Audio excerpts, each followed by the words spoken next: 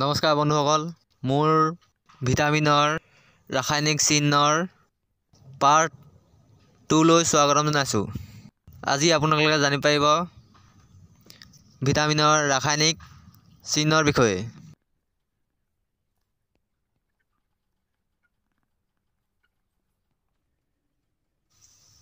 এতিয়া আপোনালোকে জানি লওক ৰেটিনলৰ ৰাসায়নিক চিহ্নৰ বিষয়ে।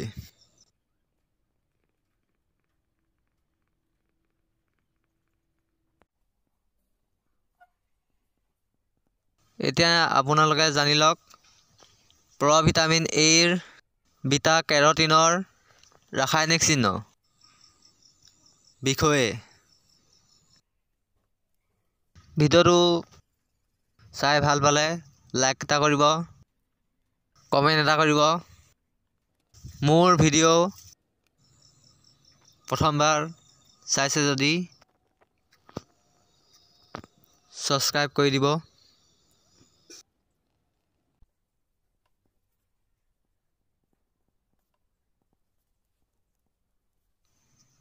এতিয়া আপুনি জানিব পাৰিব ভিটামিন B1 থাইমিনৰ ৰাসায়নিক চিহ্নৰ বিষয়ে।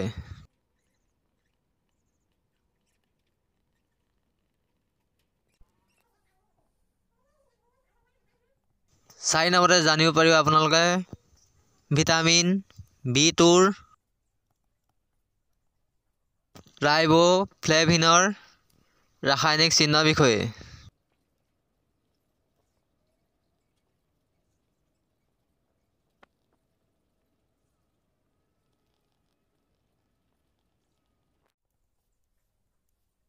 পাঁচ নম্বৰতে জানিব পাৰিব আপোনালোকে ভিটামিন B3 নিয়াচিনেমাইডৰ ৰাসায়নিক চিহ্নৰ বিষয়ে।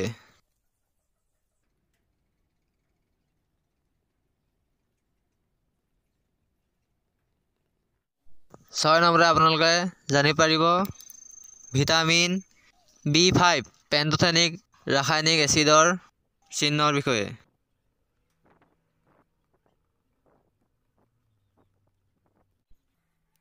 7 নম্বৰতে আপোনালোকে জানিব পাৰিব ভিটামিন B6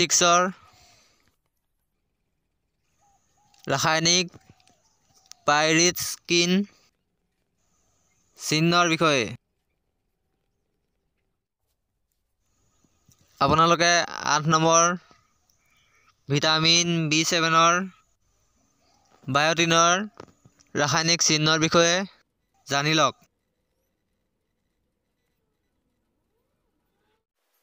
9 নম্বৰতে আপোনালোকে জানিব পাৰিব ভিটামিন 9 ফলিক এচিডৰ বিষয়ে। 10 নম্বৰতে আপোনালোকে জানিব পাৰিব ভিটামিন B12 চাইনোকোবালামিনৰ ৰাসায়নিক চিহ্নৰ বিষয়ে। 11 নম্বৰতে আপোনালোকে জানিব পাৰিব ভিটামিন চিৰ এস্কৰ্বিক এচিডৰ ৰাসায়নিক চিহ্নৰ বিষয়ে।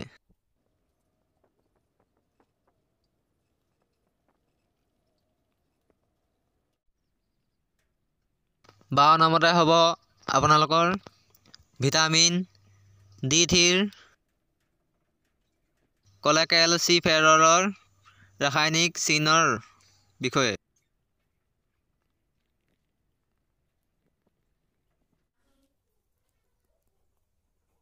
13 নম্বৰতে হ'ব আপোনালোকৰ ভিটামিন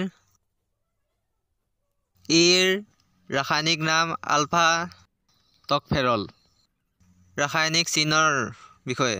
ভিডিঅ'টো চাই কিবা এটা যদি ভাল পাইছে লাইক কৰিব, কমেণ্ট কৰিব। মোৰ ভিডিঅ' প্ৰথমবাৰ চাইছে যদি চেনেলটো ছাবস্ক্ৰাইব কৰি ল'ব আৰু কাষতে থকা ঘণ্টাটো অল কৰি দিব।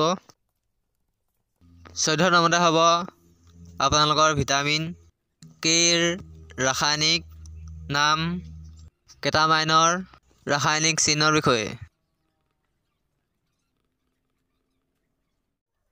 15 নম্বৰতে হ'ব ভিটামিন পিৰ ৰাসায়নিক নাম হেস্পেৰিডিনৰ ৰাসায়নিক চিহ্নৰ বিষয়ে